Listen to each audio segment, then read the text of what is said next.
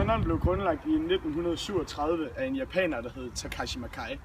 Canon kom til Europa for 56 år siden og kom til Danmark for ca. 50 år siden. Canon har 4 butikker i Danmark, men er også udbredt i mange flere butikker hen over hele landet.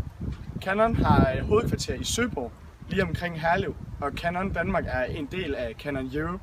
Canon Europe har 11.000 ansatte og står for omkring 1/3 af hele Canons omsætning i hele verden.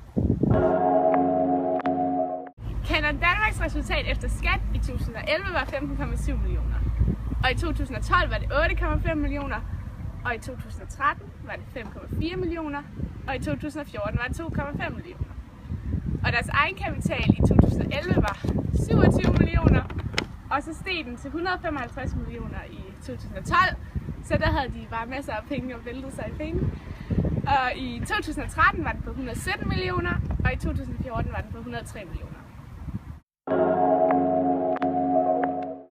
Vi har lavet en SWOT-analyse på virksomheden Canon Danmark.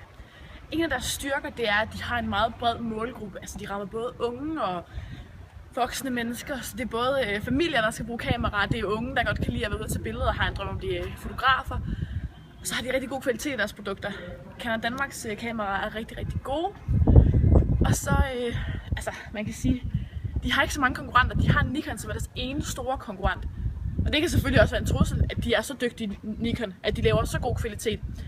Men egentlig så er det rigtig, rigtig fint for dem, at de kun har én stor konkurrent. For så kan man hele tiden ligesom lave konkurrence med hinanden og bruge hinandens reklamer og alle sådan ting. En trussel kan helt klart være den her mobilitet. Fordi det er ikke alle, der gider at rende rundt med et stort spejlreflekskamera. Mange de er rigtig glade for vores iPhone, som også er det mest brugte kamera i verden.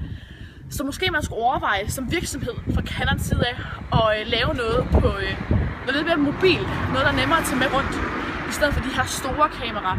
Så lave store kameraer, eller lave linser til iPhones, lave et samarbejde med Apple. Man kan gøre så mange ting.